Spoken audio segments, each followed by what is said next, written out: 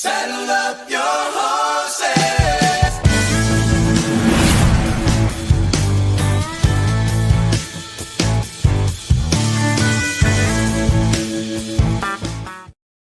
Patter, let's get at her. It is another episode of the Mainly Broncos podcast, and yeah, let's get at her. It was a fantastic game. Alec, obviously, will be here in just a little bit. So before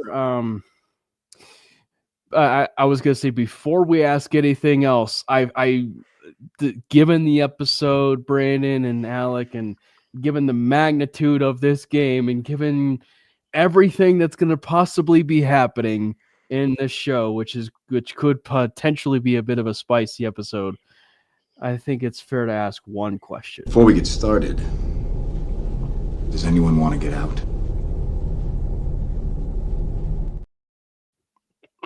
So chat room. So chat.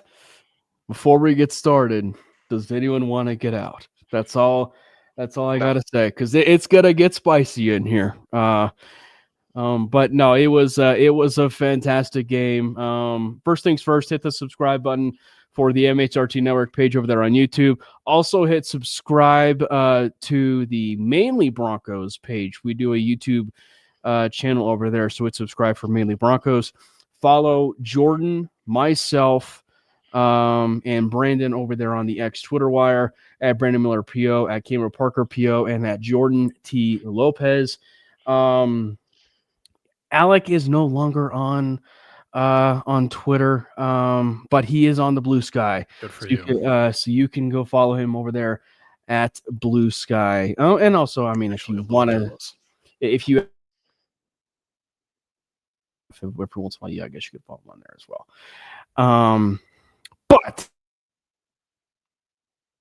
blast, and I guess he wasn't too late, right? I guess Jordan wasn't too late.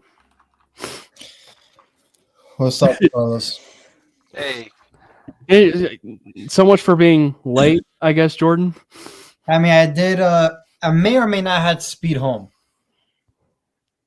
Speed, okay. I mean, I guess the good thing is you weren't caught, but yeah. It's a fantastic episode. The Broncos beat the Chiefs, and as you can tell, we have a guest who's been on the show before. Alec, welcome to the show, man. And I knew the moment, obviously, with the game and everything, and then obviously Brandon, you even being at the game. This is going to be a fun experience. Getting the chance to hear what you had to see, Brandon, and being at that game, and then obviously, Alec. Obviously, we always love your opinions on the show. I'll try to keep my word count less than usual. So Brandon, I have to defer to you first because obviously you were at the game. So take us through the ride. In terms of the emotions, the fans, the Chiefs fans are at the stadium, drowning in their own tears. So can I just take us through, everything that was that game and the ride of Bo Nix, which was an incredible game, the ride of that defense, the special teams which shined. So kind of just take us through this entire game from that fan experience. Yeah, so I was lucky enough a buddy of mine invited me to the game, who unfortunately is a Chiefs fan, but he's pretty much like one of two Chiefs fans that I know that are like actually like not insufferable and like actually is a good sport and a good guy. But I had amazing seats. I did not realize how good the seats were until we got there. But it was just electric from the beginning because I feel like every other time we've played the Chiefs, I mean, even dating back to like, obviously like week 18, I'm not really going to count last year because it was backups, but even the game before that, it kind of just like you go into it with this feeling of just like, okay, here we go again. They're probably going to win. Like the Chiefs are probably going to win. This is another L for Denver. And I know we were, a blocked field goal away from winning in Arrowhead last year, but it was just a different vibe. Like right off the gate, I don't even know if everyone was thinking like, okay, we're gonna beat them for sure, but it was just like a different vibe. It was like excited, it was hyped up, and that carried really throughout the entire game. I think even Sean Payton said afterwards, like he's never heard the stadium get that loud, and it was loud. And I was trying my best to contribute to what they actually did was I don't know if I haven't been to a game at the stadium in a while, and this wasn't really a thing beforehand, but it literally had like a video of Peyton Manning telling people to like scream when the Chiefs were in the huddle, which was great. But there were quite a few Chiefs fans around. One of them in particular was I thought he was going to get kicked out. Actually, he was very belligerent, but for the most part, it was mostly Broncos country there, and it was just incredible. It was an amazing experience, really from the get go. The one thing I will say is it was hard. It was almost like hard to get into the rhythm of the game because there were so many flags. Every single time anything happened, there was a flag, which was kind of gross, but it was just amazing. I think when like it kind of I wouldn't say that like it was a turning point because again, it was the energy was already there from the beginning. But when Marvin Mims had that return, it just kind of went uphill from there. Like it just everyone was like super into it. We were full of hope of like, okay, this is maybe gonna happen. Like this is actually like such an amazing game. So yeah, 10 out of 10 all around. Great experience, even though it was kind of a nail biter and it was super close down to the wire. It was just such an amazing game that I was at the point where like I wouldn't even have been mad if we lost because I'm like, this was just such an amazing game. We played them down to the last snap, and I'll take that as a win. But getting out of there with that win and the official win, unless you account score adjustments, which. What was it, like adjusted score? What was that guy that was like, oh, if you adjust the score, then it's one. Yeah. Yeah. If you adjust the score, then we're undefeated. Okay. But anyway, yeah, it was amazing. Yeah. Obviously, Jordan, Alec, we were watching it like the rest of us, on our TV screen. Alec, take you're the guest. Take us through your ride of emotions. Looking at that game, we'll obviously dive a little bit more into the game, but just your fan experience watching the greatest game in the last 10 years. Dude, I mean, I've been lucky enough I've been to 2 games this year, and I've been to one of the 2 games we've won by more than 1 score. So that was cool. However, I was at the Giants game, and that in person was insane. This one, so standing in the crowd, like in my seats, I just standing there. I had a heart rate of 128. This game, I was sitting on my couch, and I was at 102. Sitting. So my in-laws were over for the game. They're from Colorado, so I lucked out that I happened to marry into a Denver family as well. And that's what we like to hear. Where my wife, she gets so anxious that she can't actually watch the game. She was cooking dinner she was cooking to avoid watching the game. So every experience, like just every little thing, like my mother-in-law gets so into it and hides behind a pillow whenever there's a tight moment. And there was one, I remember there was a point at which my daughter yelled at both my mother-in-law and I because we jumped in front of the TV. We got so hyped. I want to say it was the third and might have been the first down catch that Court caught in the last drive to get around the 40-yard line, and we got yelled at by a 4-year-old. So that was good.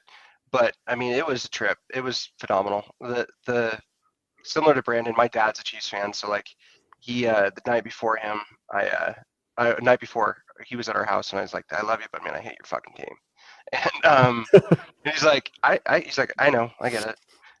So he's one of the patient ones again since like the AFL days. But Yeah, it was a trip. It was like we did it. It was just one of those like feels like we, you know, this whole year it's felt like we've won the games that we never win. It just that's how it's been. It's like we don't win that game. We don't win that game. But it's almost like the joke is wait till the fourth quarter rolls around. But genuinely, second half kicks off and we're in any game. So it ended and I was just riding on endorphins and felt like I had the flu because of just how worked up I got. It was a great experience. Yeah. One of like 3 times my father-in-law's given me a hug in the 10 plus years I've known him. I was gonna say I can't explain it just because what it would have been like to have been there. I mean, you and I both were at the Giants game, so I can't explain it because that fourth quarter was something else just from the fan environment. But I can't imagine being at that game. And actually, there was a video where Cody shared like what it was like being in the press box when everything was loud and everything was shaking, and it was crazy. It's funny. The scene that popped into my head was from Jurassic Park, like in the where the water was just shaking. So Jordan, kind of take me through it for you, man. I mean, you're down there. You're down there in Florida. Man, even through the TV, it seemed very loud. I mean, once I knew once Romo said that it was the loudest stadium he's been to this season. I mean, it kind of speaks for itself. Because they're at every big game. That crew is always at the biggest game of the week, basically. So when he said that, you kind of knew the atmosphere was what everybody was going to say it is, which was a playoff atmosphere. So it was very nice to see that. I also saw the same video Cody posted. That was incredible. But that's even more of a reason why this team needs to continue to push for a home playoff game because we need that environment. They badly need that environment, and they're on the track to host a playoff game. Which, frankly, if you do ask a lot of Bronco fans, one of their goals, if not their number one goal, was to host a playoff game, and they are well on their way. Whether it's a number 1 seed, 2 seed, or even winning the division, simply, they are on track to have their own playoff game in their own building, which it's going to end up being a tough place to play. And I will definitely explain why. But no, it was a fantastic game. Like, it was a fantastic game. And, we say so often about, how the Broncos, they need a complete game. And they've had, I would say, take the level of opponent out of it. Like, they've had some complete games, I feel like, during some opponents. But given the magnitude and the opponent, for them to truly put forth a complete effort in all 3 phases of the game was truly impressive. Now, we probably should start first with the elephant in the room, and that would be the play of 10 and how good Sean Payton was in this game. I mean, Brandon, I'll divert to you too, because you were at the game, and then we'll go with Alec as we're waiting for Jordan. But to ask probably the famous question that everybody would be asking, Bo has had good games, like really good games before, but due to the level of where this game was at, where would this game be in Bo Nix's career to this point? I definitely think that was his cleanest game and I would almost say best game of this season. I would almost say it was his most complete game of his career as well. Even though he didn't throw a touchdown. The reason I say that, I kind of think back to even going into last year, like there were some games where specifically like I know it was, I think like week 2 or 3. It was week 3 against the Buccaneers. And then later on down the line in the season against the Falcons, those kind of stand out in my mind. It's like some of his better games. And I would say the reason I think that I would probably put this game above those and say this was his most complete game as a professional is because of what we saw the previous few weeks and like specifically, I mean the Texans, but also the Raiders game. He just didn't look. He kind of looked like he didn't look good. I mean, honestly, he didn't look good. I came on and said it last week, and I was brutally honest, and I said like I didn't think he looked like a starter, like a starting quarterback at the time. But he came out and proved me wrong in every way possible, and I couldn't be more happy to be totally incorrect.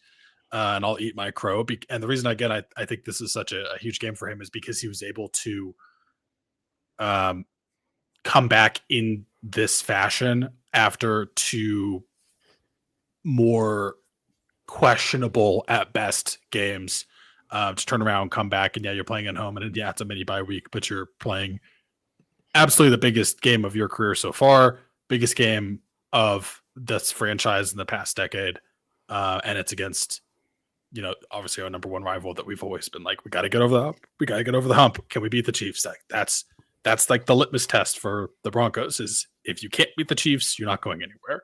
So seeing him be able to do that was pretty awesome. But I would say this is probably his most complete game that I've seen from him in general. There were some weird things at the beginning of the game that I put more on Sean Payton. Like we tried to run that weird, I don't even know what it was. Yeah. It was like that like weird trick play where it's kind of like a pass halfback to him. It was so weird. I'm like, literally the first thing I said is like, Sean, why are you getting cute this early in the game, man? What are you doing? And somehow I think he heard me, or he just realized like, let's play a real, actual, normal football game, because that was the last we saw of that, thankfully. But it was an amazing game from Bo. And I mean, yeah, he didn't throw any touchdowns, but it just like the way he did what needed to be done. I mean, he carved up that defense like fully. And there were some plays too that like I think he made like that bomb throw to Troy Franklin down the right sideline that Troy just straight up dropped. Like there was more on the table that he was able to do where his teammates let him down. So that was an amazing game by Bo. And yeah, you'd like to see him lead some more touchdown drives. But that doesn't mean he didn't have an incredible game, because he played his ass off. Yeah. Alec? Yeah, I mean, I in terms of, you know, how you rank it in terms of overall performance, right? Like there's statistical performance, then there's the just importance of the performance overall. For what this game represents, it was his best start of his career. Mm-hmm. From obviously, you know, he threw for almost 300 yards and he didn't have a touchdown, but he got the ball in spots where he needed to, and he did the things that he was getting critiqued on, which was the deep ball. Aside from Troy taking that ball off his chest, he catches that. He's damn near perfect from beyond 20 yards this game. And yeah, he, in between diagnosing at the line, between just getting the ball where it needs to go and having mistake-free football, yeah, this is what he needed to do against the Chiefs. That defense is a pain in the ass to play against, and he carved them up. And the sacks that the moments in which he got sacked, like, again, those weren't sacks on him. That was pressure or somebody just straight up missed a guy. So that was, I think, this was like the rare occurrence in which the offensive line actually like let him down in a couple instances. But everyone else, like he in a time in which we could not run the ball, go through, and he did a wonderful job.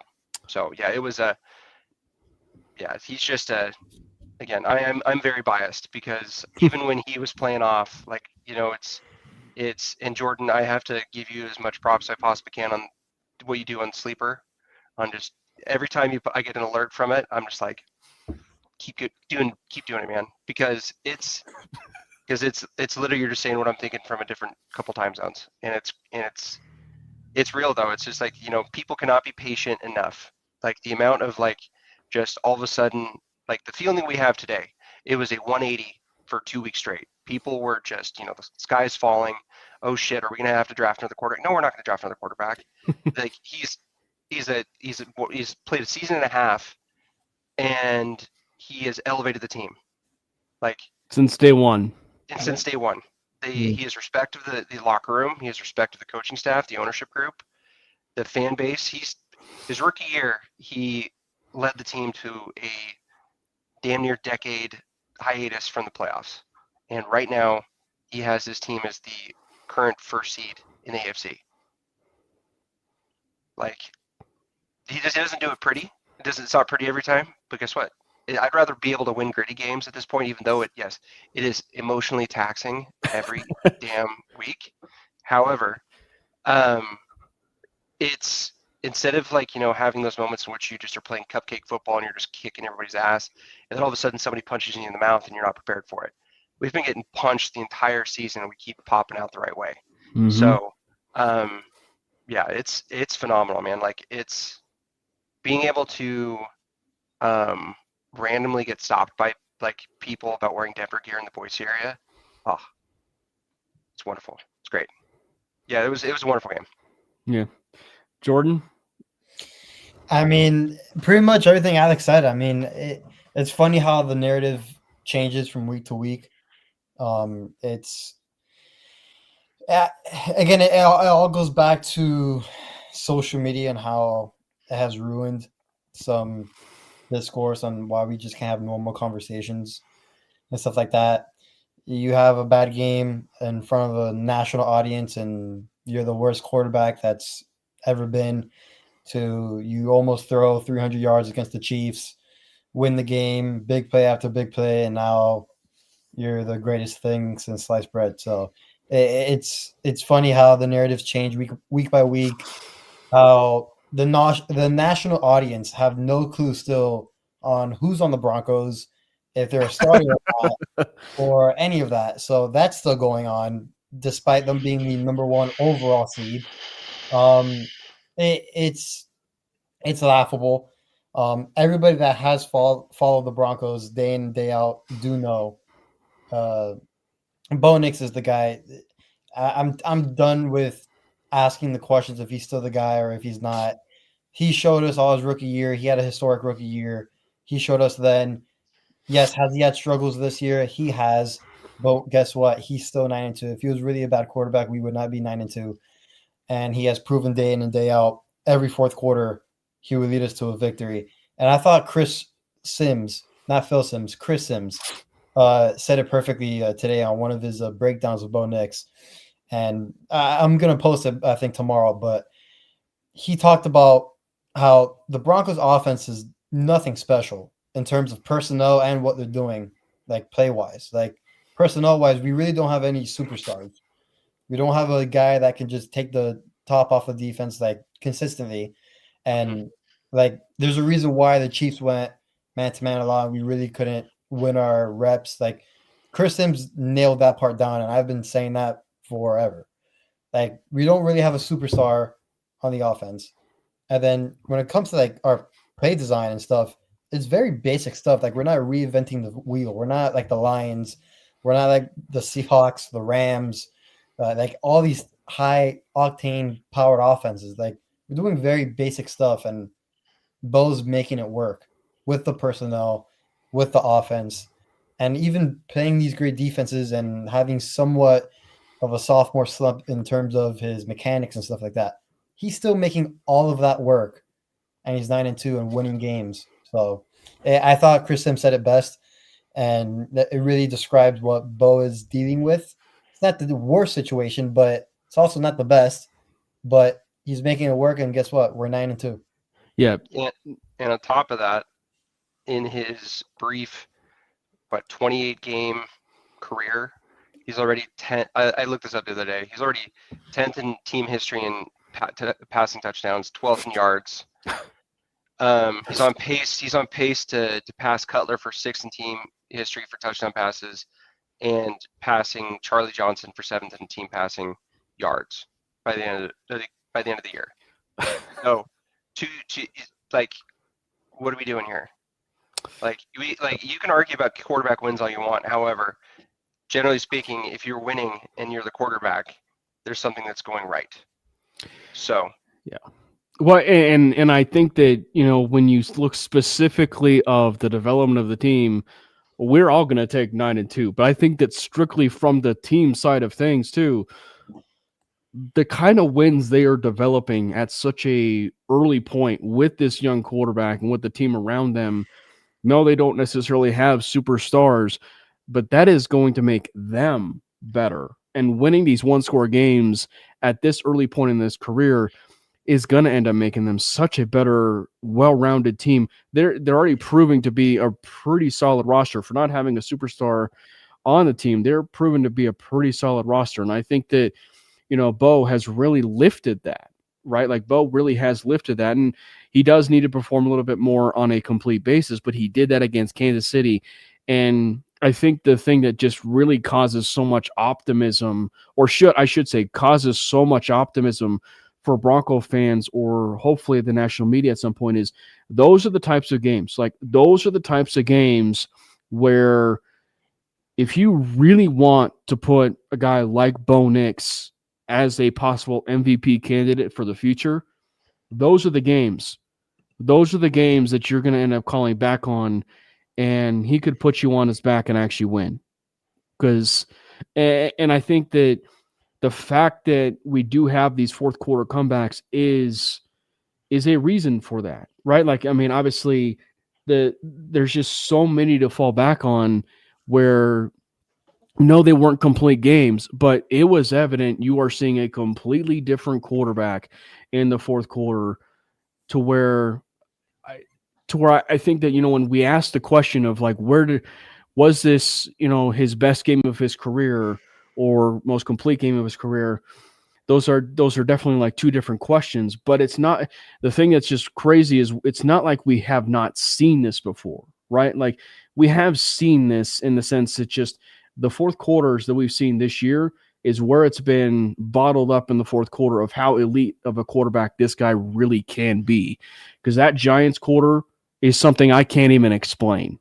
Even being there in person. And I understand the Tebow jokes when it comes to it.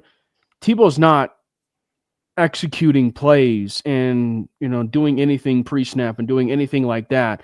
Like we're just kind of sprinkling plays here and there when it comes to Tebow time, right?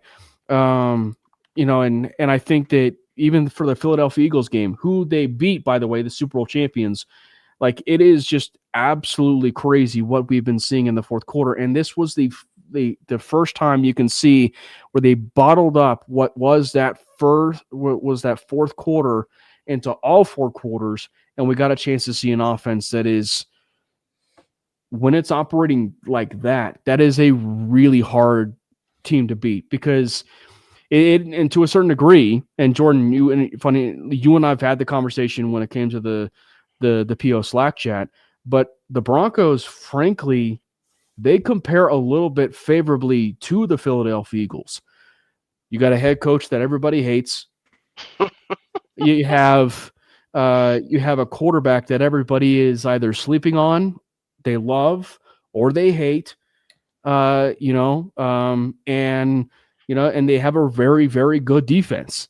But the problem with the Philadelphia Eagles, or the problem with the Denver Broncos, at least it seems at this point, is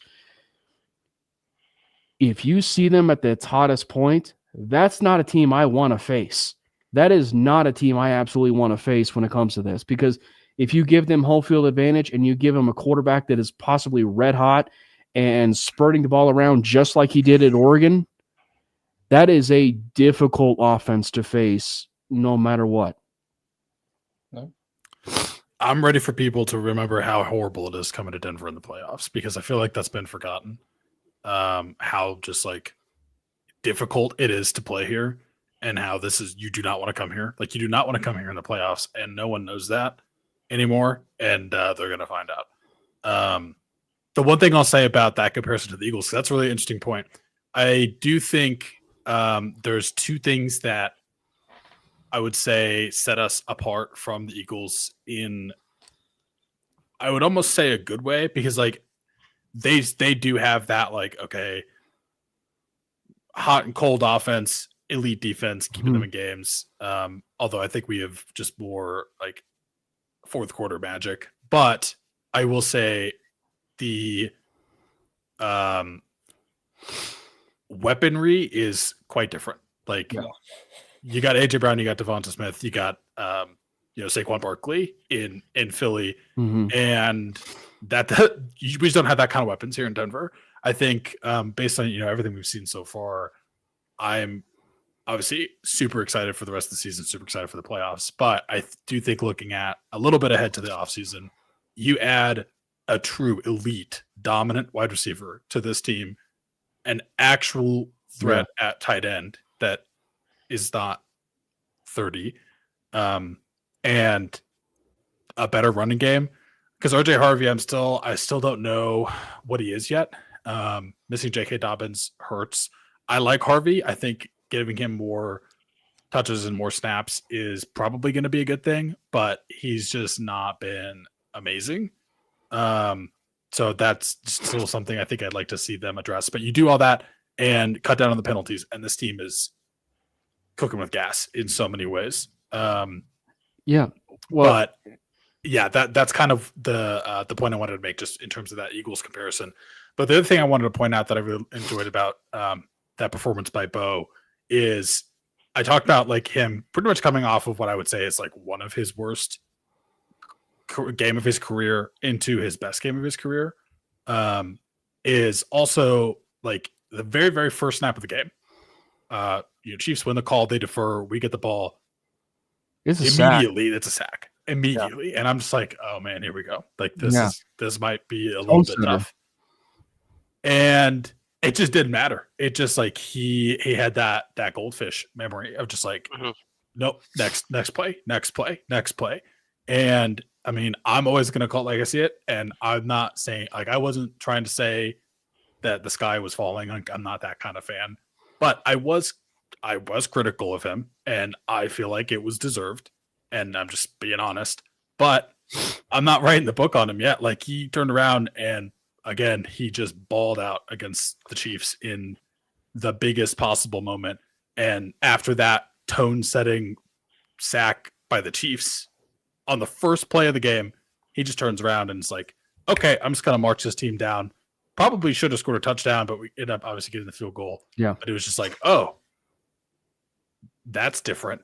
Like seeing him be more confident with like his reads, be more confident with the plays he's making, not immediately check it down, not immediately try to run around and make something happen. Like he's manipulating the pocket a little bit better. He's stepping up a little bit better. He's making some really impressive down the field throws. I mean, they're not deep shots, but like 20 plus yard throws. Yep. Like dude was balling. And like, yeah, a quarterback development is not linear. And I saw it last week or when we talked last week of just like, hey, he wasn't good. And I'm going to call it like I see it this week. And he was great. So I'm excited to see what he continues to do from here. But that's an interesting comparison with the Eagles. But I do think to that point, like there's so much. My point of this is there's so much more room for this offense to grow. Yeah. That it's kind of crazy that we're 9-2 and we don't have what I would consider an elite offensive weapon. Yeah. Tight end or wide receiver. Oh. And the running game is still, I don't know. So like, that's crazy. Yeah. I mean, flip side of that though is, and again, I'm gonna defend our boys. It's our scrappy gents that Philly. The comparison is there because they are winning their gritty games, and then there are flashes of what they can be. Mm-hmm. And AJ and Devontae, one's a Heisman Trophy winner and national championship winner, and the other one's just an absolute terminator for a receiver.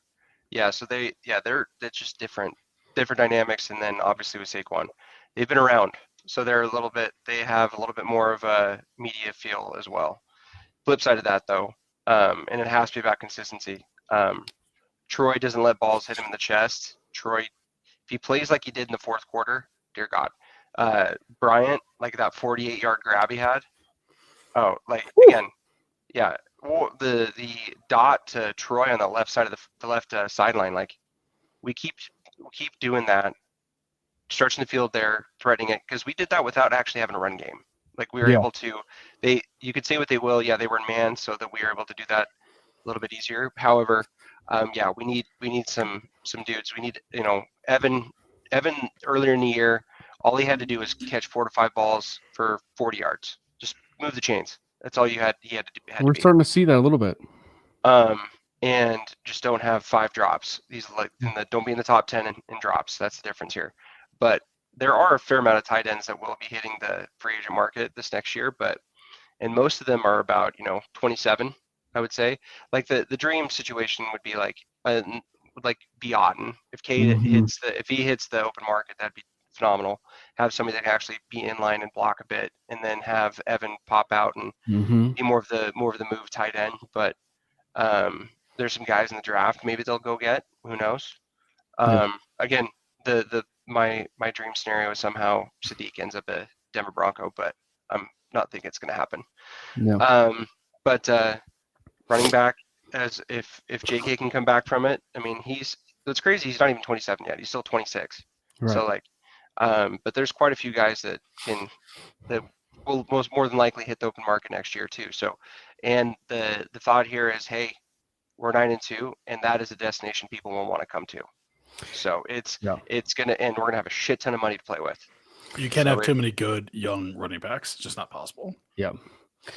And I figured, and obviously we let it off with probably one of the most obvious game balls being Bo, but I just figure like the entire show should be nothing about like game balls. Like given the fact of that game, there's just so many to go around. So I figure we might as well just do almost like an entire show of game balls, kind of dedicating it to everybody that's kind of like deserving of it.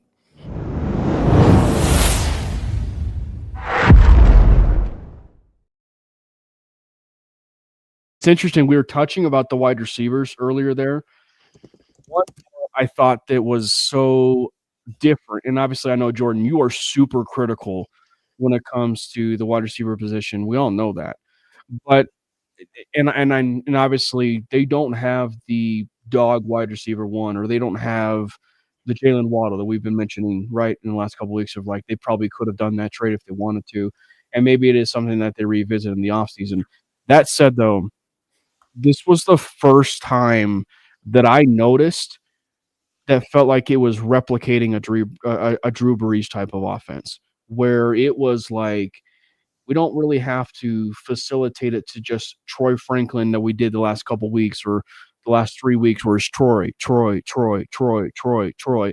Like we actually got a chance to see it really well distributed across the board for all their players, which is, I mean, for not having a running game, that's probably one of the better ways you can help mitigate that, and you're so successful with it. So the fact we saw Troy Franklin, they did dabble a little bit more with Courtland Sutton. You saw Evan Ingram at times too, right? And then they dabbled a little bit of Pat Bryant, who had his best game as a Denver Bronco. I mean, he was fantastic in that game. And then obviously RJ Harvey. So I just figured we could give a numerous amount of game balls to even just the wide receiving core. Obviously, we said that they probably could still upgrade, but that wide receiving core, even the playmaking crew, really did play an incredible game. Yeah, I mean, we had Franklin with 4, Pat Bryant with 5, Courtland with 4.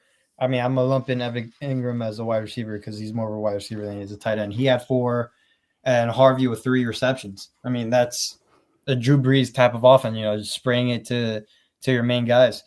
I thought, I understand he gets some criticism because of the drops and stuff like that. Listen, I'm totally here for it, and I understand. But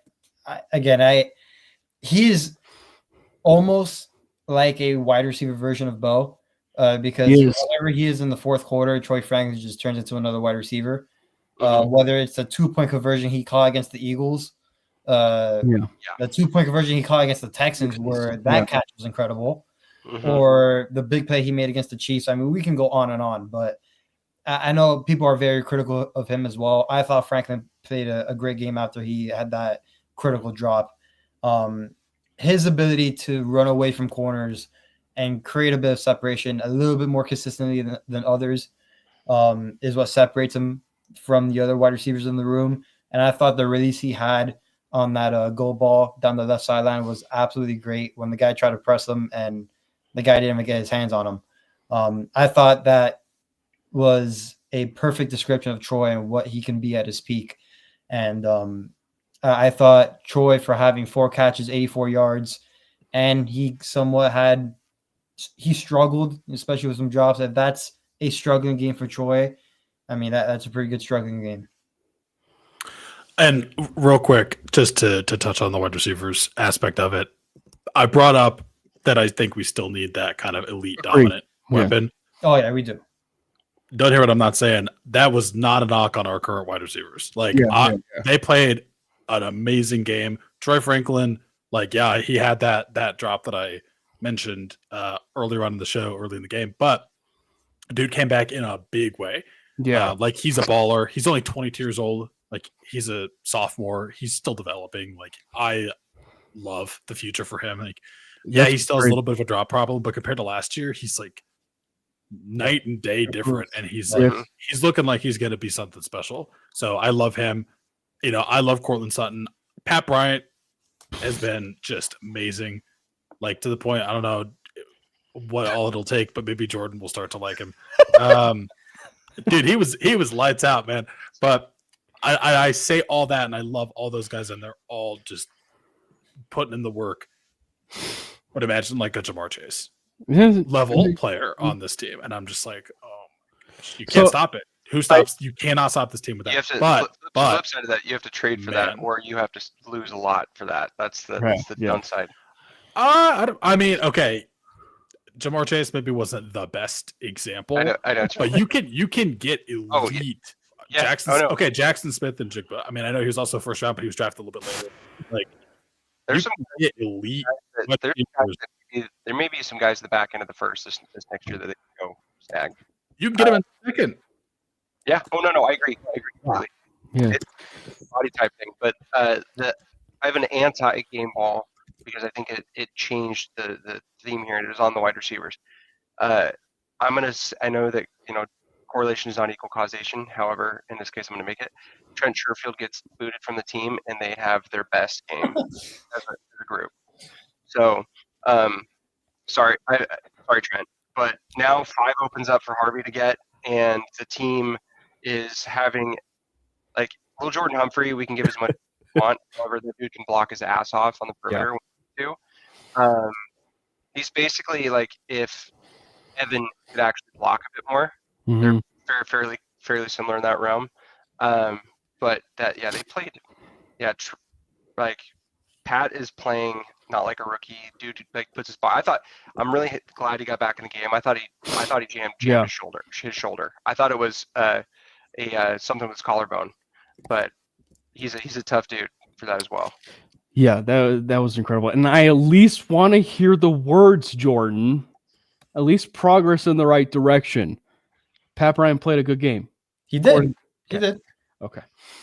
He did. What I guess as things are progressing in the right direction, give us the Jordan Lopez. What did you like about Pat Bryant in this game? I thought that he was more involved in the passing game, which I've been dying to see because the other weeks he has been non-existent, despite others telling me that he's the greatest thing since sliced bread. So it's finally great to see him involved. And I think that corner that he caught off of the action, I know he was wide open, but still, for him to make that play is also something we need because we haven't been making those plays on a consistent basis. But again, I thought he played a good game, and hopefully he can continue to be involved in the passing game and not just as a blocker, because as we hopefully get a proven dominant wide receiver 1 next year, hopefully he can still be within that rotation, even though I saw people telling me that he's our real wide receiver 1, which again, we still could be. No, we need a real true dominant one. So I'm just saying, I'm just saying everything's on the table, but it's good to hear. And obviously we dog on Jordan, but it's just, we know he means well. I just think and Bryant's leading the receiving core in yards per catch, man. Yeah, it's when he does get the ball, it's for good chunk plays. So and he's been a sneaky downfield option. Yeah, or maybe not downfield, but these last Intermediate field. That's I was fair. gonna say these last like 4 to 5 weeks, he's really proven to be a safety net, or maybe the safety net. If it hadn't been Cortland Sutton, he's been kind of proven to be like the safety net for Bo. Middle of the field, and it's the middle of the field too. It's like Yeah. they'll have like a rollout to the right, and he just finds them for a dart about Yeah. 15 yards down the middle of the field. And I think that the biggest thing that I really liked about that Bryant corner route, aside from the route that he ran, was that was a Sean Payton like masterclass of a call, because you look at the personnel that was on that field, it was screaming run all the way. Little Jordan Humphrey's on the field, Pat Bryant's on the field. I think Cortland was on the field. So like it was almost like screaming, this is going to end up being a run. And then they run a play action. I want to say it's a counter where, Bryant takes that corner route and it fooled the entire Chiefs secondary, and Bo hits him in stride in a pure strike. And it ends up going for about 48 yards. So it was an impressive play all the way around. And I think the thing for me with Franklin, obviously he's frustrating, but I think that the thing that I've actually come to realize is the only person that is not going to take that next step forward when it comes to the overall development of Troy Franklin is Troy Franklin, because he has all the confidence in the world from the team, whether it be the head coach, whether it be the staff, the rest of the staff, or whether it be Bo Nix. Bo loves Troy Franklin, and obviously he's loved him ever since college. So the only person that's going to be stunting that entire development is Troy, because it is evident that the ceiling of him in that room, there probably is no player, and obviously it goes to what Jordan said, and he wrote about it on PO, but like there is no player in that room that probably has the highest ceiling at wide receiver than Franklin. It's true. I mean, the connection he has with Bo is already just insane. It's just like those random layups that just get missed. You're like, what happened? But then all of a sudden you see somebody that just like cross somebody up and just hit a 30-footer. That's what ends up happening. It's these guys they make I don't know. It's just, like Jordan said, both guys just turn it on in the fourth quarter, and all of a sudden they remember, oh shit, we're good. We can actually do this. It's also like, I think it's just like a nerves thing. Just like early in the game, just like moving a little too fast, just settle down. Because both their second years, right? Like, I mean, the Troy Franklin redemption arc in this game didn't even come in the fourth quarter. Like he started to ball out definitely just overall in the second half. But like it was rough on the first couple plays for sure. But he seemed to settle down fairly quickly, which is encouraging. And on the other side, we have the best defense in football. Can we just appreciate this? Like we have the best defense in football, and Jaquan McMillan was snubbed in AFC Defensive Player of the Week because for some reason, maybe it's just because Jordan lives in Florida, and they wanted to give him it to Jordan Brooks down there in Miami because he had 20 tackles in a game, and they didn't want to give it to J-Mac for 2 sacks and an interception. Or I should say they could have just given it to the entire Denver defense for forcing 3 turnovers on one drive, 2 of which were never called appropriately officially.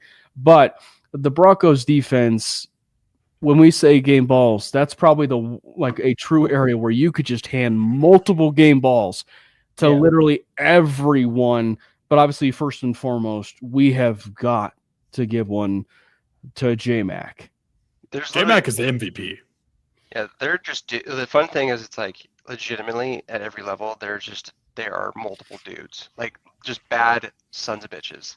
They're just across, like there's a shot from the game where, like, you see Greenlaw just the line just staring Mahomes down. I'm like, dude, I would shit my britches saying that. And then on top of that, every DB we have, they are just dogs. Doesn't matter, like if you have a Cab that's like $180 just soaking wet, he's knocking dudes down.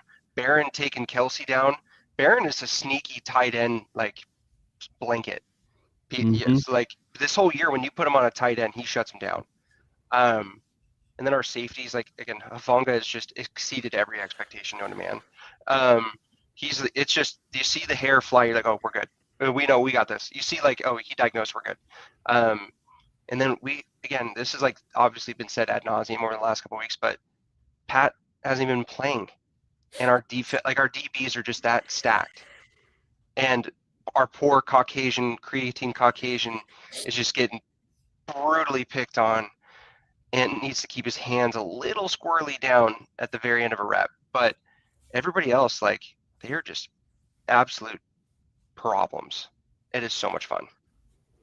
Dude, I am just so upset for Hufanga because he came so close again to getting a pick, and that was my hot take prediction. Is Hufanga finally gets his pick that he's been so close on like 4 times this season, and on that tipped ball in the red zone that Mahomes threw, and then Hufanga is like in his hands, he just can't quite come down with that. I'm just like, man, or even the play he literally read, the thing with Travis Kelce, literally jumps the route, and it's in his almost in his hands. Like, yeah. Oh yeah, twice. Yeah. But Brandon, it's gonna pay off when Hufanga gets it to clinch the Super Bowl berth. Oh man, the Patriots. Can you imagine? Oh, thank you. I was about to say he's gonna take Drake. Cheers. That game, the Giants game, like he and Brandon ran into each other, knocked the wind out of Jones. I thought he was concussed. That play, the play before that, like he had 2 chances then. Mm-hmm. It's one of these days, man. It's just like, the guy that can't hit a slider. It's like one of these days he's just gonna rip it. And he's so much fun. And it's not just that, it's like good luck on a screen. Like his hair is already there. Like it's definitely like chalky. The easy answer is to say, well, yeah, Polamalu. Yeah, duh. It's a Polynesian safety with giant hair from USC. Hair on the fire. Yeah. And they just play with, seem like sweethearts off the field, but when they're on, they are. The only thing he's really done wrong this year is when he body slammed. Who did he body slam it against? Was it against the Colts? I thought it was against the Texans. No, it was Chargers. He body slammed Keenan Allen. That extended the down. Aside from that, he's been like, I mean, don't want to give PFF like too much love in terms of ranking wise, but at least they value him. That's one of the few ones where I'm like, well, okay, thank you. He's been going into the free agency. He's coming off. He's always hurt. This and that. Dude, we got a steal at 3 or 45 compared to how things are going with him. So game ball there, but going kind of back to the offense. I know that Josh mentioned the comment here about Peyton. No. Aside from I would say this is probably the best he's done in terms of getting play calls in quicker. He definitely did a better job this week. Yes. The only call was like when Palcho was trying to put his damn cleat on. Dude, I was dying. I'm like, oh my God, get your fucking shoe on. Get it on. and then he ends up getting a hold on the play, and it was like a good play too. It was like they got the play off within like 1 second of the clock. And aside from that, again, that's not on Sean, but Sean stepped it up too. Yeah, he did. Everybody knew the importance of, you don't want to say trap game with the Raiders, but let's just call it, they played like shit. Maybe they're looking forward to it. But they stepped everybody across the board, elevated. Special teams, pass blocking, Adam Prentice, he bodied fools in the backfield. He did. As much as you just wanting to see 20 back on the field, dude. Gritty 46 fullback number. It's just he's old. He's just a throwback. Sign him to a lifetime contract. I love him. He's so much fun. Just like punters are people too, fullbacks are people too. And by the way, Mike and Timothy, we'll get to the questions, those questions after the show when we talk about the game. Was it the shot to Franklin where Prentice just lays out the free runner? Sideline one. He didn't even it was there wasn't even that much effort done by his part. It looked too he just was a spring and just put him on his ass, and he stood over him. I don't think he realized he got him that good. He was a single back and then just bodied the dude. It was oh my God, that it was pass pro. He was getting He was getting pancake lessons in the lab from the belly. Yeah, That's what that looked like. He's got You know- that on PFF. He's the second best pass blocking fullback in the league. Hey, when the offensive line is doing its job, well, the fullback is too, right? Like the fullback is too. I gotta say, I mean, you really hit on a point that it's funny because they did Kona Spence, who does a show Fridays with Bronco Bill on the network, mentioned about the fact that the game was on. But I said to my dad when we were watching the game before we were doing the show here, there's like they were getting plays in. Like they were getting plays in. They were out of the huddle. So the fact is that was probably one of the biggest things that I think maybe people need to talk a little bit more about. And that is the fact that they were getting out of the huddle. And Jordan, that has been something, and Brandon, that has been something we've been mentioning for, a couple weeks now. And I think that one of the other part too that I thought was so impressive with Peyton was not just the fact that we were getting out of the huddle when it was 15 seconds, 18 seconds, and we're already near the line, and Bo could be able to diagnose and do whatever it is that he needs to do, look calm, whatever, get the cadence right, et cetera. It felt like the personnels were starting to kind of die down.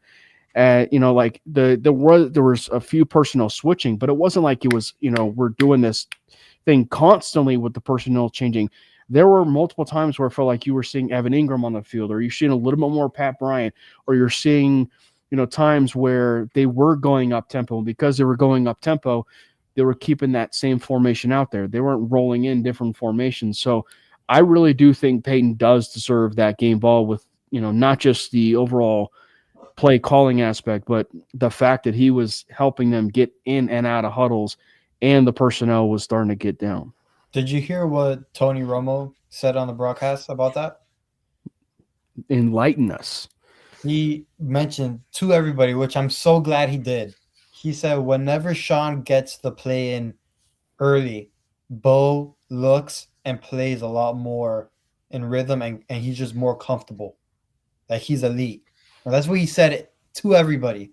And I'm so glad he said that because every single time Sean does get the play in early, I think the offense looks great. Bo looks great. We're all good. Whenever the play clock is at 5 and it's taken down and we have to rush ourselves, we look like absolute shit. So I'm so glad Romo said it because I know the CBS came out with the numbers, but it was like one of the biggest watched games this season. And I'm glad everybody got to hear that. I mean, now nobody's really going to take that as gospel because, I mean, people just want to hear what they want to hear at this point. But still, I'm glad he said that so everybody, knows that because it is true. And that's been a consistent theme this year where we are hurrying up to the line and Bo really can't diagnose the defense and all the disguises and stuff like that. So I'm really glad he said that, and we looked a lot better. Yeah. And it's one of those things where when we play up tempo in the fourth quarter, by necessity, the calls are in quicker, and guess what happens? We play better. So, yeah. What about you, Brandon? I know you're itching being there at the, aside from JMac, obviously JMac was the easiest one. You got another game ball for us? Dude, I don't know. It's everyone. I can't even give it to one person. The one thing I will just say real quick, on that, specifically on that JMac interception, which also I feel bad for Barron on that because oh my gosh, man, that entire sequence was the poster child of ball don't lie. You were there, by the way. Because what was that illegal contact for one? I didn't see that side of the field. I was on the play side of the field. Okay. That was it was hard for me to tell. But it's that entire sequence was again, that whole thing was ball don't lie because Mahomes was just panic throws it. He straight up panic throws it, and Barron gets that pick six. Of course, that's negated by penalty. Go a couple plays later, and I went back and watched this on the broadcast view. When Mahomes is scrambling to the sideline, he looks scared. He's just looking around at all the Broncos players closing in on him. He's like, shit. And he panic throws it again. Yep. And this time McMillan is there. And he returns it 60 yards. And I will say, it was hard to even hear what was happening with the flags because it was so loud. But all I know is like I saw the pick six and I was like losing my mind. And of course it comes back. And then I saw the return on that pick and I was losing my mind. And then all I know is I blink and 2 seconds later we're starting at our own 10. I was like, what the hell is this? And then of course we still drive down the field, which was great. But yeah, that was just incredible. I don't even know who to give it to, man. It's just everyone. Like Zach Allen standing over Zach Peter Allen, Mahomes. Oh my gosh, dude. Zach Allen was incredible. Can we Chris give Saban's a trained, man. collective? Can we give a collective game ball to Vance Joseph? Yes. Yeah. Absolutely. I mean, Vance Joseph. Masterclass. Vance Joseph, I'm so appreciative of you. Give him the bag. Stay. Give him the bag. Oh, but dude, we're getting yeah. comp picks because he's gone. There's Oh, yeah. no way, and he deserves it. He's going to do such a great job as a head coach this next time. I can't help but root for him. It's going to suck because he is just lights out, and he plays the Chiefs so well. Like Vance Joseph, chef's kiss. The good news is that the more likely jobs he would potentially take are in the NFC, more than likely. Maybe. However, yeah, who would have thunk that, like, you know, look back 8 years ago that you'd be like, please don't go. Like asking VJ not to go for what he's doing. But I mean, next man up, Jim Leonard. Let's go. If that's the case. Well, and I got to say, I'm always called to remember the Hard Knocks when the Arizona Cardinals were on there, and the Cardinals were playing the Broncos, and they did that small little feature. Funny enough, Zach Allen was on the Cardinals at that point, but they did the feature, and the Broncos were playing the Cardinals, and Cardinals were going to face Denver, and they did a little feature on Vance Joseph. It was at that point where I was really like, you know what? There's no love lost. Like, or, you know, like they really respect each other, right? Like they like the love never changed in a sense. They never wavered. They still love each other. Vance, I mean, he clearly loved Denver. Denver loves Vance. He had his home in Colorado still. You know, and so I'm called to remember that, to where it was just like, oh man, we were so quick to judge on Vance. And even look back at that, like the players loved him. The players loved Vance. It was just the overall execution and how everything was handled, to where it's just like, unfortunately, it could never pan out. But the fact that we have come now full circle to a point where Vance Joseph, obviously the forgotten son, or the son, if you will, of Colorado football, for him to be a longtime favorite, if you will, now a Broncos country, to where you could argue he's almost Ring of Fame worthy with the way that he's kind of resurrected things here a little bit. And I know he's only been there for, you know, a short amount of time for being a coach, but like, it's wild, you know, how that thing has kind of changed a little bit. And, you know, going to the game, he had Mahomes in hell the entire game. Because like I mean, were there some questionable calls, right, wrong, and different? We'll probably talk about that as we're winding out the show. But you know it's bad when the Chiefs offense is doing nothing but dinking and dunking, and Mahomes, and I'm going to just flat out say it, Mahomes was penalty hunting. He sucked so bad in the entire game that the deep passes and everything that he was doing downfield, it was all penalty hunting. I don't think there were a few times maybe he were, you know, like he hit Thornton and doing stuff like that, but it was abundantly clear he was penalty hunting on a lot of those deep passes, and they weren't working. They weren't working, or they were working depending on the call. And that just goes to show you how much Vance had him in hell. We were rushing 4 most of the game.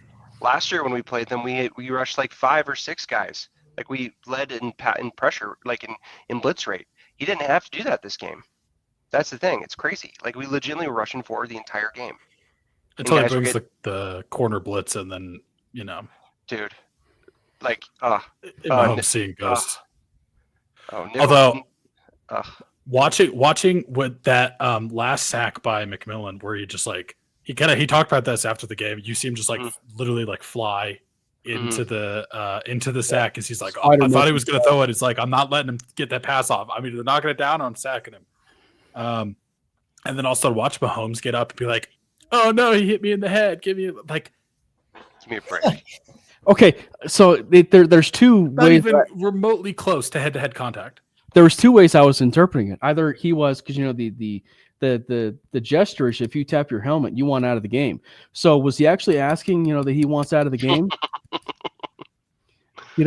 I don't know. I mean, he didn't see the field after that. So yeah. I mean, yeah, but knowing Mahomes, that's not it.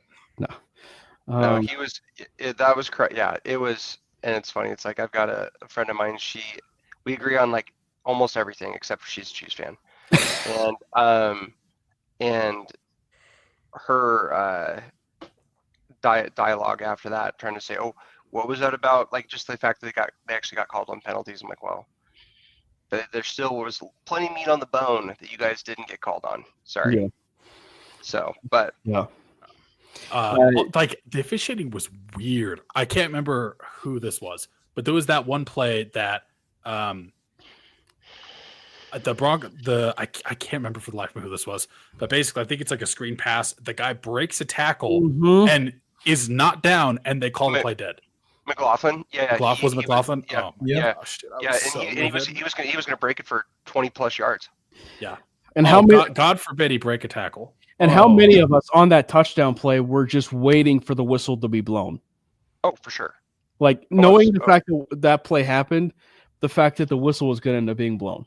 I haven't seen a pile move like that since we pushed Javonte over Simmons against Atlanta last year. It's been a bit. Yeah. That or again, getting back to that call, the legal contact was so iffy.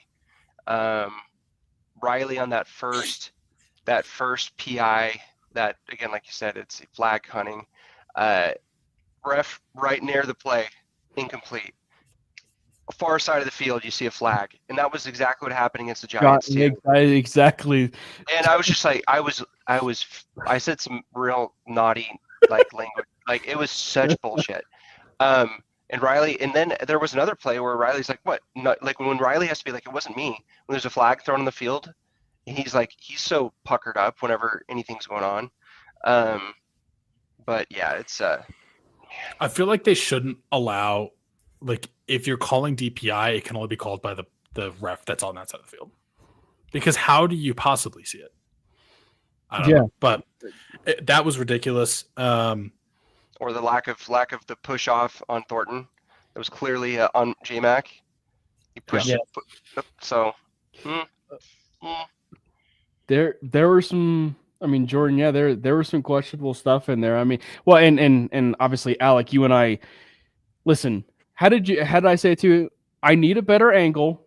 Mm-hmm. But the Sean Payton shove on the sideline, I need a better angle of it.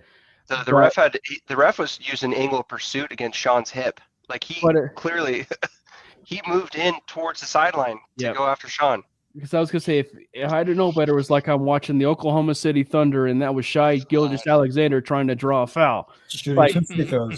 Yeah. So I don't know. Like it was. So I got to see a different angle, but it looked like the ref was clearly drawing the flag on it. Obviously, I know that. Is there a rule like isn't that neutral? Isn't that in the spot? Like as long as he's not actually on the field, he's on the sideline. Like technically, like he should be okay to be there, right? I think so, but. So that was another one. And obviously there was one where it didn't matter in the grand scheme of things. But if there's ever a call where you could just tell it was possibly rigged or even the slightest rigged, would be the Cortland Sutton catch. Thank you. On 3rd and 5. And he was when he was almost a full yard across the. No. I'm talking about the one where he actually caught it on the sideline with 2 feet inbound. Okay. No, we've got 2 calls here to talk about. And there are 2 refs, literally one who is staring at Cortland and then the other one who's probably behind him. And it's very evident that 2 feet were inbounds and they ruled it incomplete. And obviously it didn't matter because Will Lutz hit the field goal. But then obviously the other one, which was the ref clearly put it a full football length. And then they go back and then they just reset the ball. and maybe that's just the other thing, and it kind of goes back to where like it's the whole review of the pass interference thing. You can review the call and then do your AI assist, if you want to call it that, later after you've gone back and done the review for said spot, and then you do the actual review of the actual spot. It was the mere fact, and then the full replay. He was well beyond, and then they literally got the first down by an inch. It was like, I was like, okay, great, but then thankfully, I mean, it ended up like keep moving the chains, but it's just that felt like almost like the moment. God, who was it? Was it who did the Chiefs play earlier in the year? Was it? And there was a clear first down. It was a tie. God, was it the Commanders? Ertz got like a clear first down, right. and then that was when the momentum shift happened. And Yeah. I was like, I swear to God, if they get us on one of these, this is what does it. Thankfully, it worked out. However, it's like since, again, try not to put it on a tinfoil hat, but ever since week 7, it's felt like the puppet masters are trying to change the narrative a bit. So Yeah. but they can be damned. So. Yeah, that's at least our abbreviated vent session, if you will, on the referees. By the way, we would be remiss if we didn't talk about another person who is deserving of a game ball and a nice little slap on the butt, and that'd be Darren Rizzi. That's true. I mean, he earned it. I needed to string some more together, but it was much, much better. Hey, call it for what it is, man. That was his best special teams game of the entire season. And it was. And I mean, it's because Trent Sherfield wasn't on the team. But I'm not gonna forget how atrocious the other ones were. They were bad. That was the antithesis to the Jets game. That was the complete opposite. Like everybody, Prentice was going head hunting down there. And then you have obviously like Frank Shrek Crumb putting his arm up and doing the thing. And obviously Marvin. Marvin is just like for a couple games where he was out bandied. It was just like, oh God, what's going to happen? Marv came back, did his thing. And then obviously a little bit more on offense, but that's the flip side of that is just being able to use him properly. He's a gadget guy, unfortunately. My gripe with the way that fantasy is calculated is that return yards aren't given to the player, because I have Mims on my team and I'd start him every week if that were the case. But yeah, special teams was there. Will just lock down. Dude, give him like the biggest leg, like in the most clutch leg, aside from that 42 doink against the Colts in week 2. Aside from that, he's been money. Rich, Jordan, you were at that game. I think you even said it yourself that was some voodoo type stuff. It was. In that Colts game, like it was clear as day that thing's going middle between the goalposts, and it just like my golf game at times, it just slices right. I'm with the unfortunate thing that happened to Jim Irsay before the season, like, they did have a, spiritual, thing coming, those things usually come to fruition with good things happen to the team. They play inspired and all that. And once their season opener against the Dolphins, the Colts, I knew they were going to win that game just because of they're going to play inspired for Jim Irsay and all that. I just didn't know it was going to carry on to the next week. And then the field goal is going to go straight down the middle and then all of a sudden just go all the way to the right. And then you can even say it for our DT game against the Giants. Like it's just meant to be. Like those things, yes, there were unfortunate, circumstances, but the team just plays inspired for whatever event it is. And it's just meant to be that they win that game. And it is what it is. Speaking of the Giants, the Giants would be a playoff team if they had Davis Webb as their head coach. Which hopefully that doesn't happen. Bill Belichick's going to be the coach. It's fine.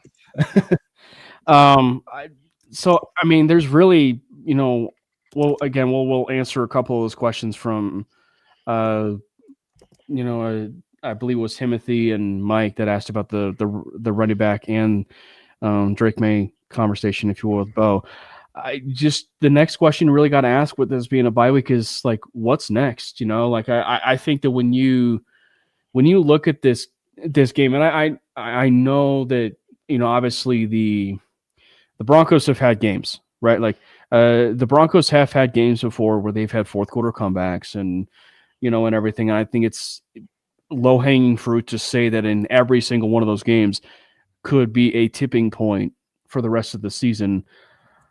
That said, though, the impact of this game and how complete it was from offensive side of the ball, defensive side of the ball, I think this game could possibly be the tipping point for where this can go for this team. And I think that there's an underrated point, much like we said about, getting out of the huddle and everything, that is so valuable. And that is, we mentioned it coming out of the London game, right? And time difference matters. Obviously, Brandon himself is still trying to recover from from his trip, to England. But like it's an 8-hour time difference. They didn't have the bye. They came back home to go play the New York Giants, right? They came after that, and like they didn't have that bye. And so then you have that, and you're playing nonstop action until you get to this Thursday night game. And in that Thursday night game, they were gassed. I mean, if there's one thing you can definitely say, they were absolutely gassed. And they have this mini bye week, right? They have this mini bye week. And I'm telling you, it was like they were rejuvenated. They were rested. And now, according to Sean Payton, they're not going to be seen, allegedly, in the facility, quarterbacks, running backs, the whole team, the staff, like they won't be at the facility. So they're going to be well rested now going into this game, and after the bye week going into the Commanders. That is such an underrated feeling, I think, and point, I think, for this Bronco team, that this might actually be the tipping point, because if this mini bye week showed that Bronco team, who knows what we're going to see with a full week. I agree. No, for real. I mean, that's kind of that's the gamble with electing to have your bye that far back. If you are not playing good ball, I mean, that's gonna be misery. But it's been just survive, get a little rest, go from there. But yeah, and you can, in reality, it's like, we're still a pretty healthy team. Yeah, they're banged up going into KC. We're gonna get some guys back here soon. But yeah, but over the bye, the question in regards to the running back, right? That's the question. The running back room, again, I said this earlier, Harvey needs to change his jersey. I'm not sure how many times you're allowed to do that, but he needs to grab 5 now. But I mean, I made a joke the other day, but I think there's probably his legs. I mean, aside from picking, because for them to add any running backs that are actually, it's either you sign somebody to the active roster from a practice squad somewhere else. That's the only way you can grab somebody. Aside from that, I mean, the name that they're like, what we need now, running back wise, we need somebody with some meat on his bones, because like RJ's about 205. It's okay, but not great. Yeah, but how about you get a 2-for-1 special here? You get a personality plus a body.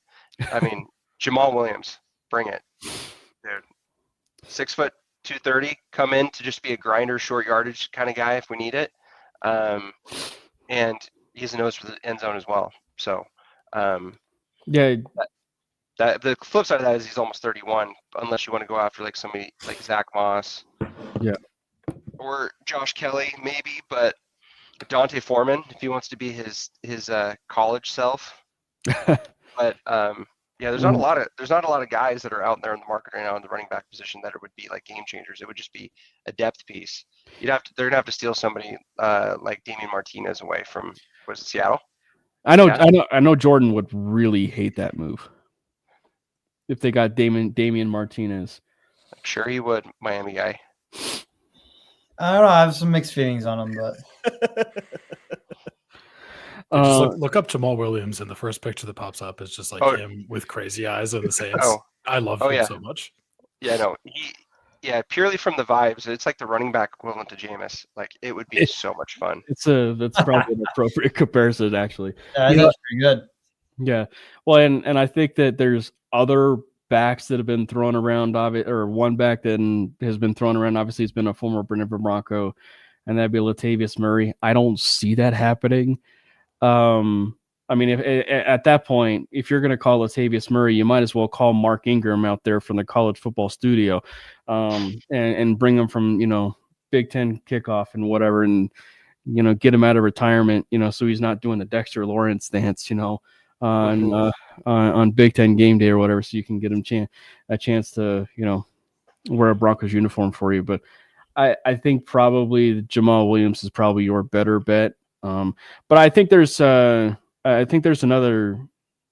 one that's probably there's two fascinating ones, and that would be, they just use Marvin Mims, right? Like they might just use a little bit more Marvin Mims. He's not the bruiser type back, but they just might feature him a little bit more in that running game, which we know the offense kind of took off with him when he had that, right? Like last year from the midway point on. And he just kind of became a little bit more of a focal point on that. So I'm fascinated by that. And then obviously, Himothy asked probably the question that may or may not just get us over the hump when it comes to I think we're at a lot of viewers now. We might actually get 700 viewers if we have this question.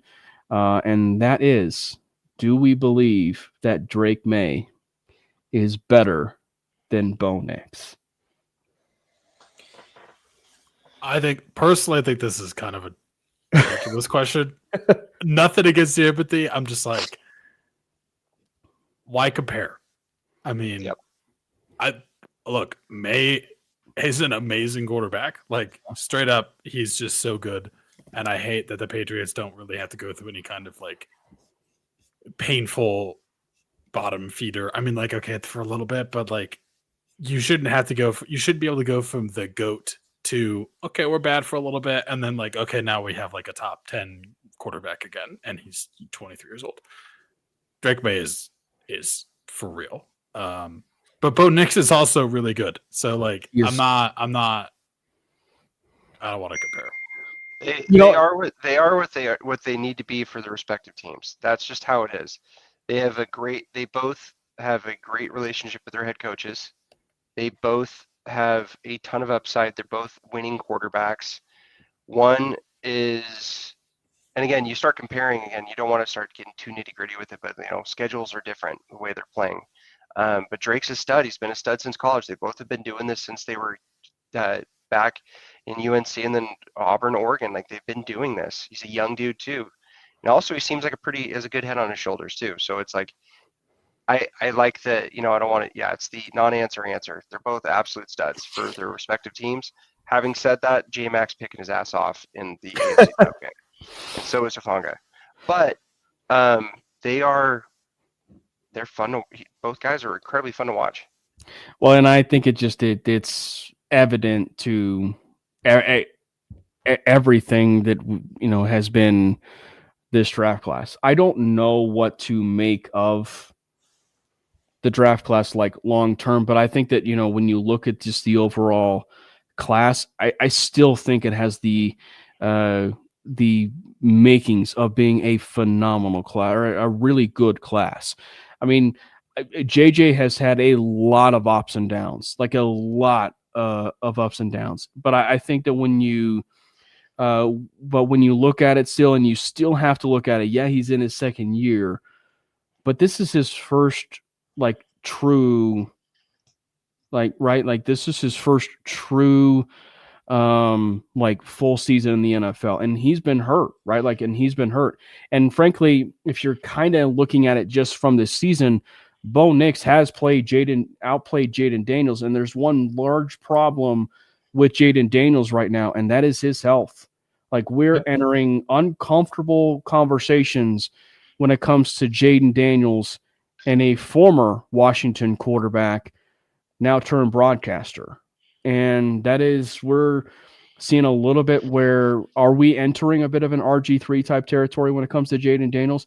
Both phenomenal quarterbacks, but just cannot stay on the field. And I think that where it's really turning into a bit of a conversation as it stands right now is just the Drake May, Bo Nix, Caleb Williams conversation. And all three quarterbacks of all three teams have their teams number one in the division right now. Like, kudos to Caleb Williams for really turning things around under Ben Johnson, because it looked rough. Like, it looked really rough there for the beginning part of the, this season there. And he's really turned it around, and he's really starting to mesh a little bit more with Ben Johnson and that scheme and those playmakers.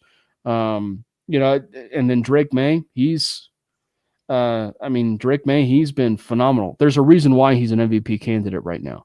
The only knock on him is not maybe necessarily a May thing. It's just a New England Patriots thing, and that is calling it for what it is. To any of the Patriots fans that's in this chat, they got a cake schedule, man. Like, they got a cake regular season schedule. And frankly, the only thing that is probably standing in their way of being the number one seed is a game that is going to possibly be happening on Sunday with a turn of events, Alec, Brandon, and Jordan, that happened today on Wednesday, and that would be Joe Burrow was a full participant in practice on Wednesday for the Cincinnati Bengals. Who knows if he plays, but a little bit more of a tougher game, and everything. So I think that when you look at just the class, I think it still has a chance to be a good class. It's one where there's just still, they're young, they're young quarterbacks and they need time to develop. That's kind of like the whole soapbox on that. They just need time to develop. Yep. And it's Drake aside, for Caleb and Bo, having their head coaches be the play callers. That's just the way it is. If for the most success for quarterback development is having an offensive guy at the helm, and Vrabel is just a unicorn. Vrabel is just different. But having said that, McDaniels up there is the OC equivalent to Fangio. Just stay as a coordinator and you are elite at it. But no, and similar to what we talked about earlier with Denver they need a true weapon. New England has also got cap to spend, and they're going to probably go receiver this next year too. So, they're only going to get better. These teams, that's the point of kind of the parity in football. Unfortunately, when teams that you don't want to see at up top again do it, it's because they're actually rebuilding properly. So it is what it is. Yeah, it means the system works. Well, boys, any final thoughts on what was the biggest game for the Denver Broncos in the last 10 years? Brandon? Man, let's Bo. Let's Bo. Jordan, I know it's a little bit late where you are, but do you have any final thoughts, or do you have a mic drop that you care to share about a quarterback, a position group, a head coach, or what? Do you have a mic drop that needs to be said? It's not more of a mic drop. It's just I think people should. I'll keep it PG. I think people just should shut up and just let the players develop into who they are, and not make everything like the sky's falling on a week-to-week basis.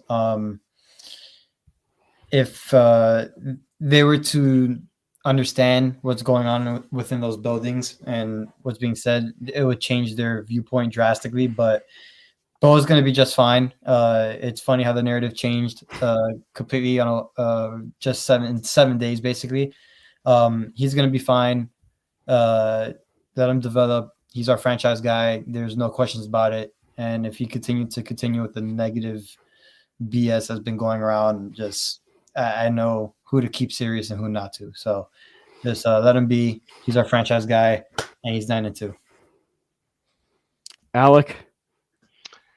Yeah, I mean, I'd be remiss to not acknowledge the Raiders guy in the chat right now. They're 2-8. We're 9-2.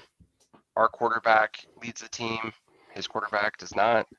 But it is the most optimistic. It's one of those years that it is genuinely just, it feels so much better being an optimistic fan when you see these moves that the franchise has done that are actually working and leading to positive things. So I would say that, again, it is every Sunday is stressful. However, it's fun to see the team win and win in a way that will help them down the line. Yeah.